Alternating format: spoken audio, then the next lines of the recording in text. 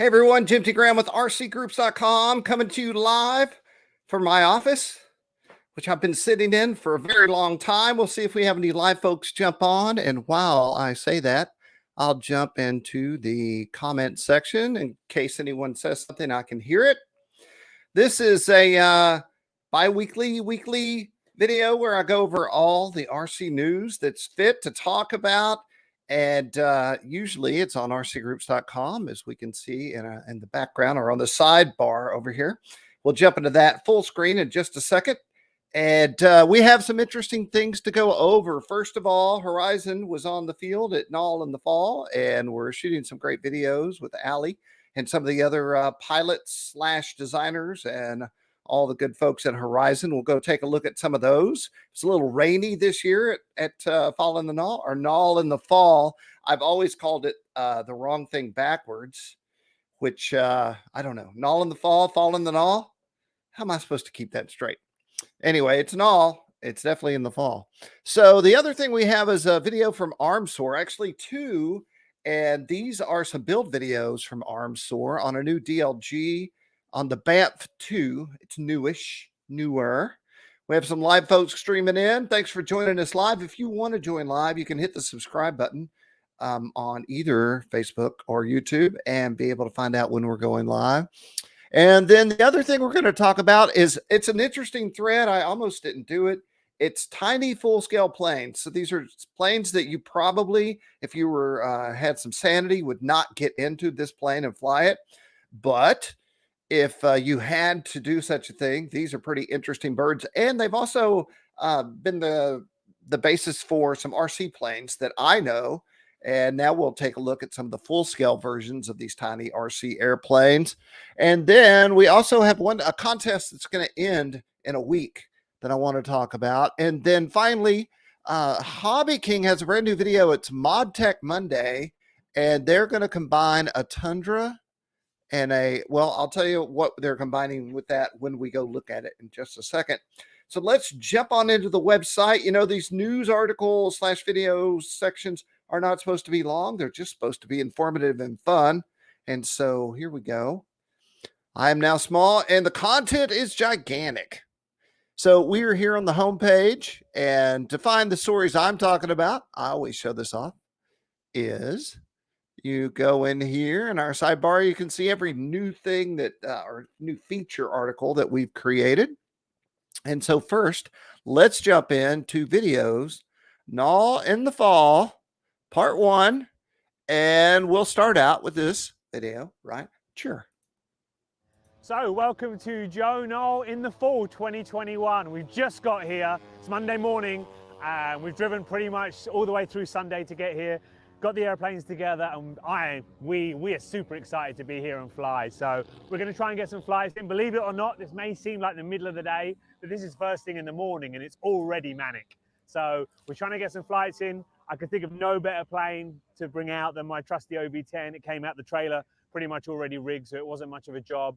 The weather's not looking great for the rest of the week, so bear with us. We're trying to get as much content as we can. But with that in mind, let's go grab a flight. Yeah, I think that card anything, or should we go in front of him? Okay. So this is the main line up on the top of the hill at Triple Tree. Okay. So my spotters told me that we are good to go.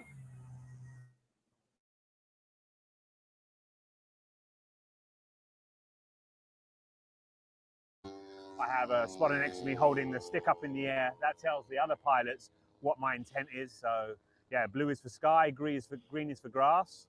So blue to take off, green to land, making sure the pattern's clear, and away we go. Gonna take it slow, so a nice scale-ish takeoff with the OV I think is called for today. I don't know if I turn the gear on, so I might having to be landing this and switching the gear on.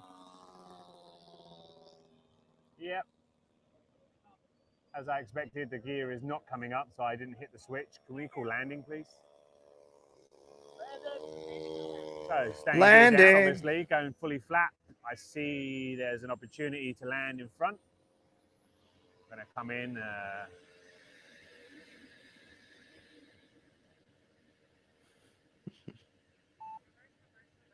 Put in activate in reverse. I shouldn't need it on this lovely grass.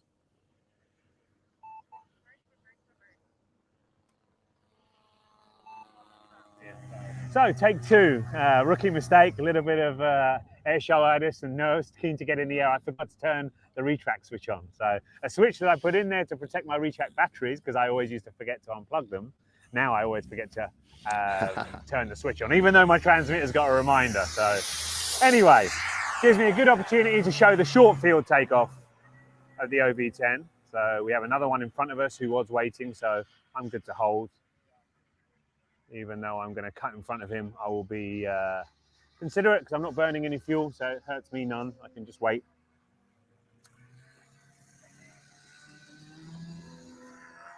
Like I say, the first takeoff was a scale-ish type takeoff for the OV. Now we're going to show you performance takeoff. Make sure above me is clear. Take it off. Take it off. Oh, man. Look at that ugly sky. I'm happy. So, flaps away. Good. That's better. If your camera does this to you, you need to go to infinity. Looks like it's a left-hand circuit today, obviously. On the lens. Dictated by the wind. If the wind was to change, we'd turn into a right-hand circuit. But yeah, fit into the left-hand pattern. Sky in front of me is clear, so nice. Flaps up, low pass, cool 4, I think.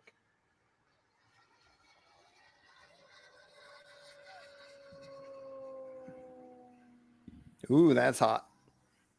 Nice. He's getting really low. Love that camo scheme. One of the cool features about the OV that really comes into play today is the ability for it to operate in a small space. So I don't necessarily have to go out of the pattern too much. Yeah. Still stay legal.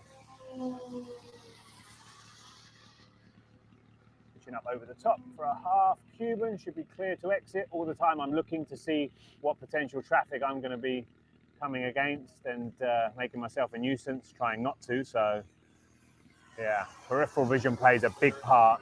Thank you. And obviously a great cooler as well, giving me a heads up that in front's clear. We'll go with the opposite of what we just did, an inverted low pass this time instead of the upright. Yeah, let's see how low he gets. Lower. Drag it. No, I'm not, because I can hear another plane coming and I would have been straight opposite pattern. So yeah, even though he was high, I don't want to bust that pattern.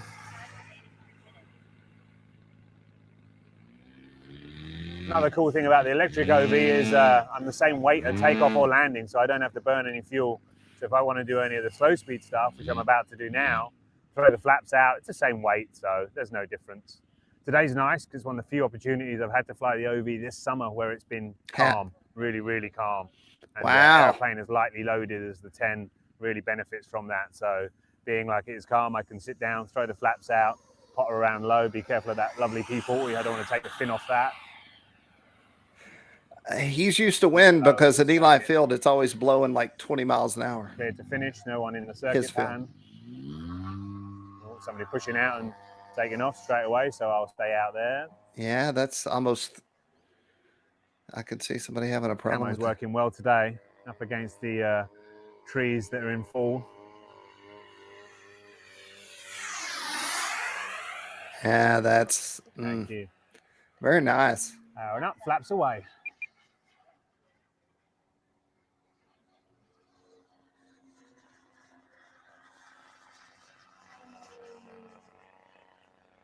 You know, it's interesting. Allie kind of just showed up at Horizon one day, and it's certainly a notable in the hobby. So location, somebody's asked. Some of you may be wondering, where is Joe Nall? That amazes me because it's such an iconic location for aviation within the US. But regardless, those that haven't been, it's actually located at Triple Tree Aerodrome, which is the closest town is Woodruff, South Carolina. The nearest city is Greenville, South Carolina. Which is not very near. A facility that was set up by Mr. Pat Harness. It's actually a foundation now, so it's here for life. And it's dedicated to aviation. Full size, mostly models. There's a lot of full size activity that happens here. Pat is a supporter of both full size and model aviation. and he's set this up as a facility that we can all come and enjoy. And boy, do we. I mean, there's multiple flying events here. The most famous are the Joe Knolls. Joe Knoll came from a tribute to one of Pat's friends called Joe Knoll. But he has other events here. A lot of youth aviation happens at this flying field, which is super cool. So yeah, if you ever want to come to what I class as the Mecca, the Woodstock, the Glastonbury of aviation events, this is the place. It's Great description, the biggest Allie. model flying event by far anywhere in the world. We have anywhere up to 1,000 pilots registered at any one time, which is quite spectacular. So touch and go on the OV, hold the nose off. Another one just for giggles. Gear up. All right, we're going to jump out of this and jump into the next one. Hi everyone, Craig Green Thank here you, from Allie. Horizon. We're down at the electric line at Nall in the fall 2021. Going to head out here. We've got a pretty good break in the weather. It's day 2, and put a flight on the air tractor. The electric line is just blown up. Not in there. You're landing, Brian? Yeah. All right. Getting busy out here. It is getting busy out here. And we have a little conflict in direction. Wow. I really hope you got that. Who was that? Was that 6 or 7?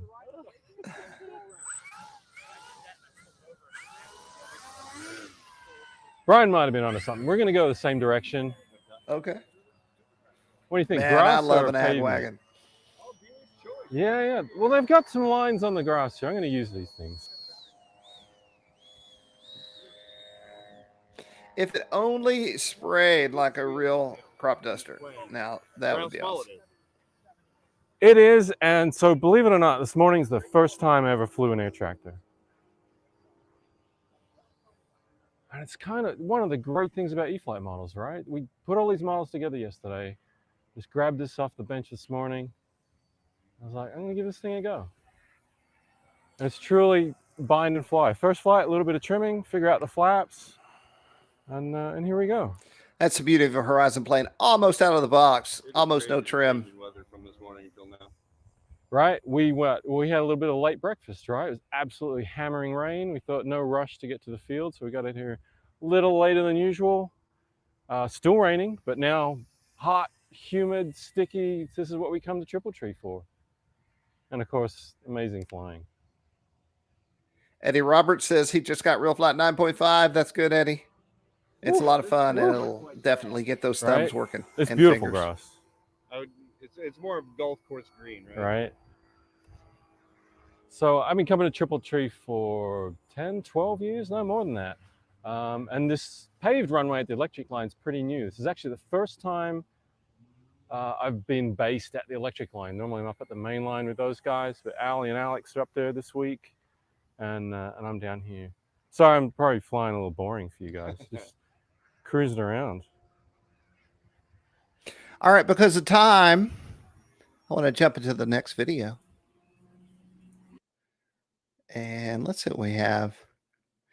This should be exciting. The Voodoo.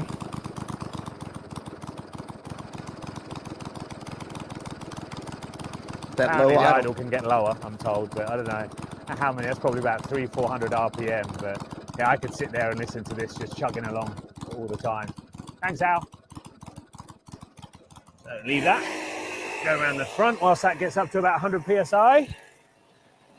Get the Persuader, my geared starter. I apologize to my engine suppliers from Austria. They hate to see me using the starter, but I'm a wuss when it comes to putting my hands in the prop. So, yeah. It certainly isn't that the aeroplane needs a starter or the engine needs a starter. It's more to do with me. So, it's a pretty unique starting procedure on this 3-cylinder column. I'll tell more about it when we shut the compressor up.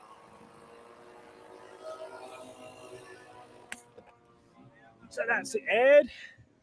This Colm 3-cylinder 4-stroke engine has a pretty unique starting procedure. It's got a fuel pump on board. I actually need to start it first without the fuel pump initialized. It will probably fail the first couple of starts. Would you hold the back end for me, please? Thank you. Back or front? Wherever. So, put the choke on. That's a choke. Ignition should be on. You should hear it pop fairly early on the choke. Ready? Yep. Gonna push.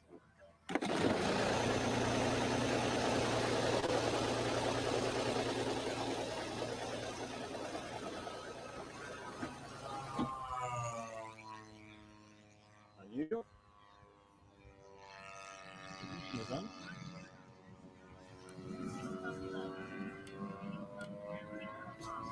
Try without the fuel pump. Ready? Idle. Throttle cut switch helps. So, That was it.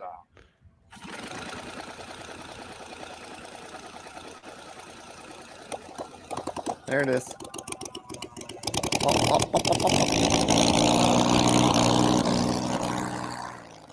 Idle was a little bit low there. And What a beastie. switch on, so yeah, just going to let it warm up now. I've got telemetry on my screen, looking for a temperature of about 180 degrees Nice. before I initiate the fuel pump and do a power check. Man, technology.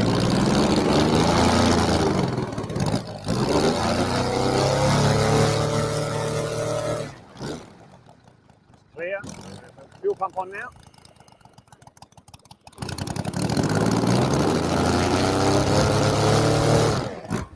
Good out. Thank you. My plane. All right. What a pro, man. Taxiing out.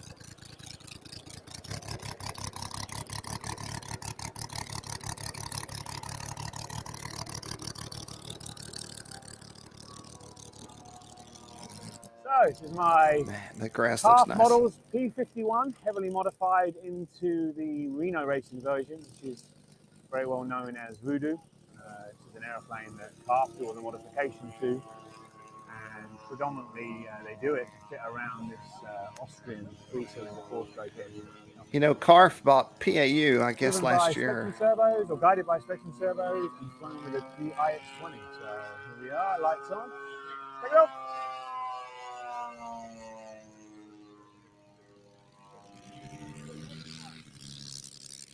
Oh, nice lights, yeah.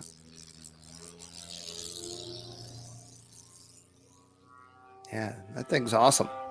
Gear up.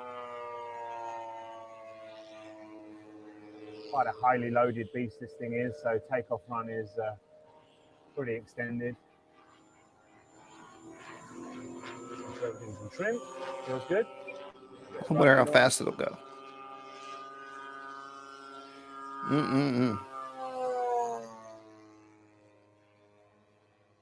I wonder what they're shooting this with.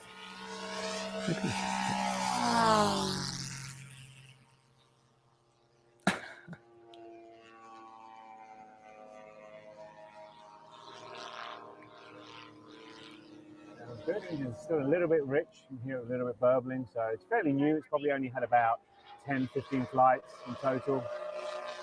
Rich is better than lean. Trying to time my circuit so I'm opposite the other warbird, mainly because of the noise. I don't want to hear this engine cooking, so. Cooking. Nice, holy cow. Lovely echo off the trees there. Cool. Not bust the circuit on this pass, even though I want to. Switching the sky candy lights off, the non-scale lights on the leading edge, just purely an aesthetic. They actually helped me a lot in orientation, visibility-wise, on a less than clear day. There we go, got the sky to myself, my favourite.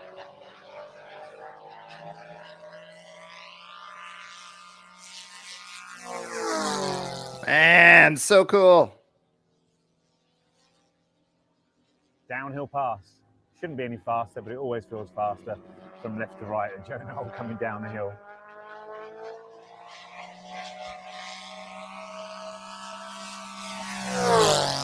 Yeah. The electric guy is a little bit of a show.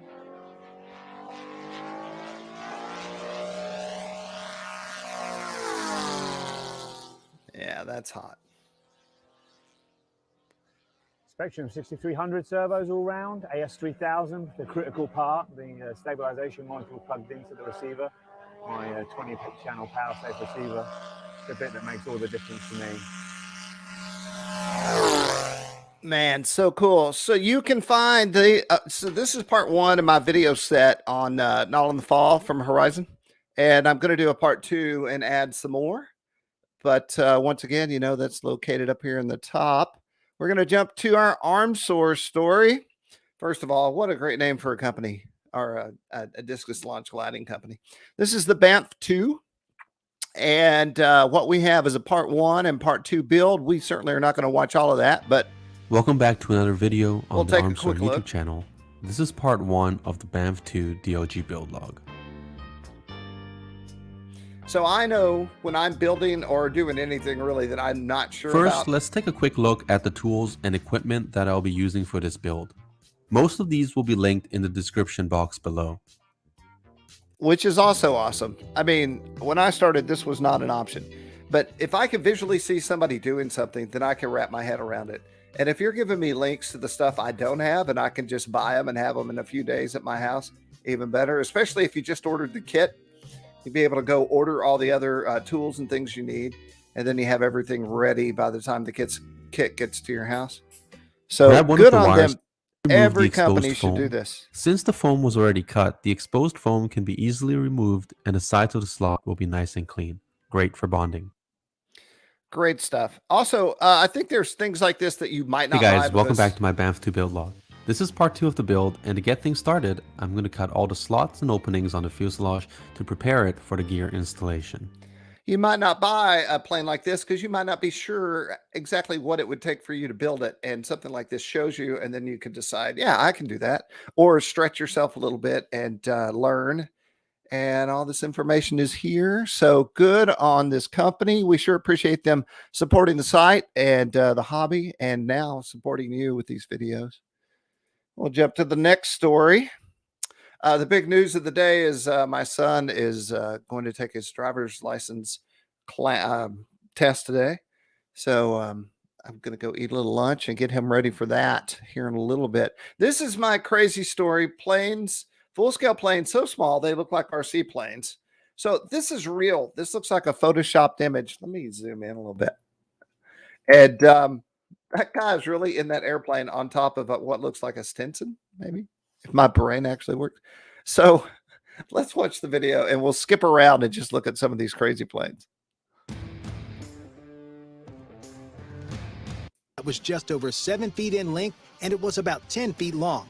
Now, we know Ray built this on a dare, but it sure looks like something you'd find in a toy box. So and since the we guys know at Stitz Triple was Tree built aiming one to of build these the smallest man-carrying plane in the early 50s, we'd And say it it's was mission RC. accomplished. The plane weighs about 450 pounds without a pilot, and the gross weight of the aircraft is just over 650 pounds. This means that a 200-pound man will have no problem flying this thing, although he'll imagine have to getting cut in it? down on fuel.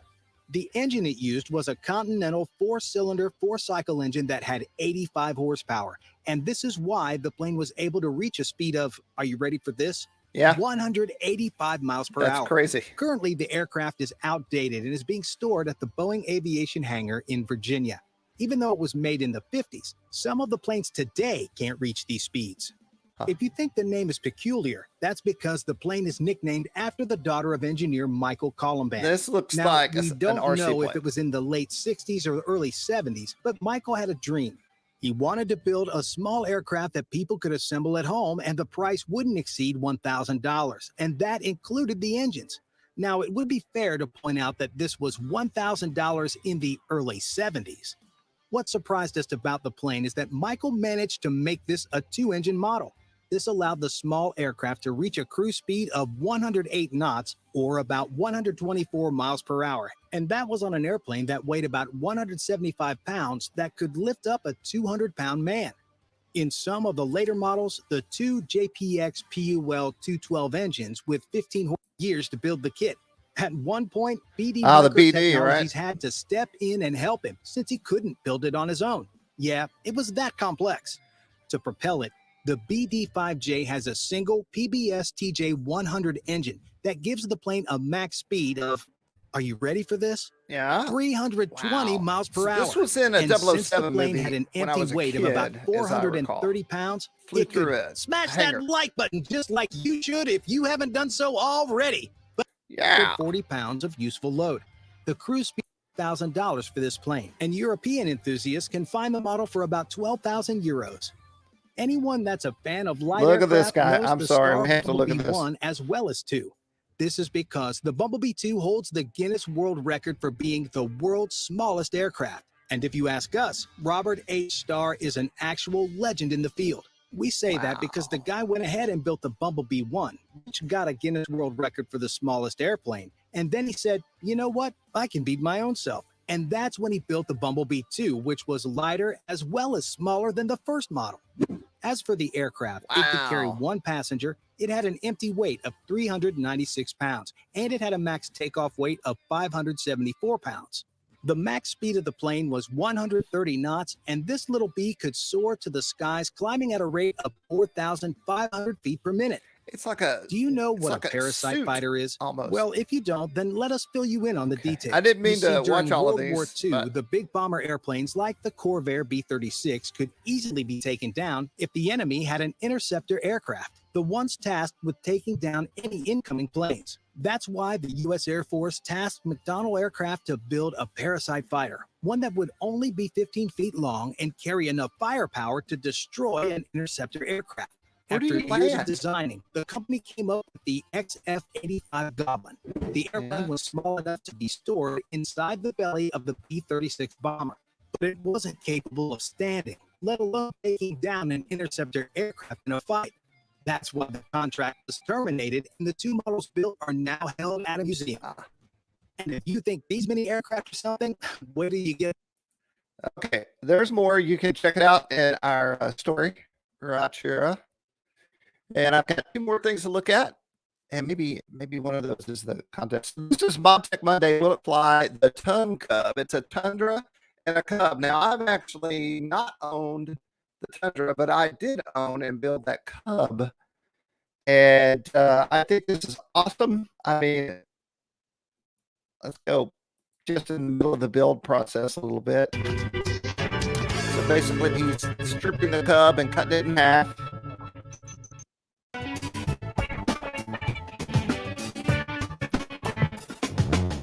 And then here's the other half. Now, yeah, so everything's getting split and bound together.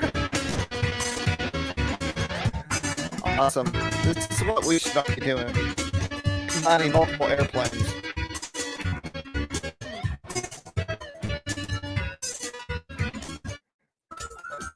Okay, we're gonna do the cow. Yes. Ultimate The customization. Cub wing fits inside the main spar for the Tundra. So when I have the spar in the main wing here, Oh, it goes in. I can Okay. just slide it in All right. there, And then how do you keep and I'll have a good Yeah. export. I did mess up a little bit because I wanted to have the wings flush, and it's a little bit off, and so I have to maybe trim a little tiny piece of this just to make so the wing fits in there perfectly. It doesn't quite go all the way in. And do that, so I might want to figure out some other way to join here. Maybe. I'm going to say it's still awesome. What a great idea. But the question is, will it fly? You should go to the article and find out. Where's this at? This is in general RC discussion, the new section I created, I don't know, about a month ago, I reckon. And there's some other interesting things in here. What did you do in RC today? How many views? 2.8 million. That's crazy town, USA, y'all. So you got to go check that out. And finally, we're going to get to the end here. We're going to go down to the battery section, which is always hopping on the side right here. Sticking at the top is the RC battery Lipo contest. And it ends, what is today? On the 21st. Let's see how good my mind is. Yep, on the 21st. And so you have a little bit of time to enter. But we're giving away some 3S 2200 packs, and it's very simple. You can it's a quote contest. I don't think I've ever done that before. I came up with it and pitched the idea to rcbattery.com, and they're like, we love it. Let's do it. And so there you go. And so these are just some of the things that we can talk about. There's one cool new product that I have up for Max Amps. It's a metal battery case. Oh, I didn't go over the bench top stand. Let me talk about this real quick. I talk about RC Plane Stands quite a bit, but I was on the phone again with Glenn at RC Plane Stands, and he has redesigned his plane stand. He's brought the price down to, is the price on the thing? No, but it's in the 130 range. I'm going to go verify that just so you don't feel like I gave you the wrong number. But this thing can be sized to fit your foamy or your larger scale plane, and there's a tray you can get. So he really took all his designs and tried to make them so they're easier to carry, could hold more plane sizes and things like that. And now let's quickly go jump and look at the price at rcplanestands.com. $149 is the price right now. So there you go. These are brand new. Literally, I said, hey, I need a picture of the stand with a foamy on it. And he said, I'll cut one tomorrow so we can get those. So that's how fresh these things were. This was last week. About this time last week. So anyway, check it out. That is in the general RC section. And then I don't know, did we make it to the battery? Yeah, we made it to the battery section. We were going to go look at the metal box for Max Amps, which is just, I'm sharing it because it's cool. My internet has been super slow today, and it's not my browser. Sometimes I think it's my son upstairs downloading something. I don't know. It's more than you guys really care to know, I bet. So this is a metal box, and as you can see, it has foam inserts, and it slides like a matchbox that we use while charging to store your Lipo batteries. So like you could store a single battery in here in a metal box and feel more secure. I'm not saying this is fireproof or anything like that, or what. They're not saying that. So I just wanted to share it because has this not existed before?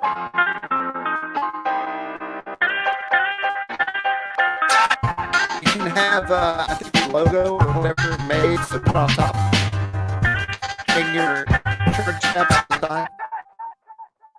Everybody, this is Tim from Max Amps, and I wanted to show you something that I think is pretty crazy because we like to do stuff. We're trying to think like, hey, how can we make our batteries better, which our batteries are pretty great already. So why not give you a metal case? All the batteries are going to come in this now, and all it's the got batteries a are notch right here, so you can put the batteries in here, slide it closed, have your leads come out and charge inside the metal case. And we'll do a custom wrap for you too. So you can put your car on here, have a car stand, have your battery charged inside of here, whatever you want. Again, Max Amps, metal case, nothing better. Max Amps. There you go. I just thought that was cool. All right, y'all. This is some of the highlights from this week and a little bit of last week. Last week, I just didn't feel like I had enough to talk about, so I did not do it. Be sure to visit rcgroups.com. Be sure to hit all the subscribe buttons. Thanks to all our live viewers and chatters that we had. We pinged out at about 30 minutes, which I think is just about perfect. And that is it. I'm Jim T. Graham with rcgroups.com. Join us every day and get your news about RC because this is where RCers live. Have a great week. Bye.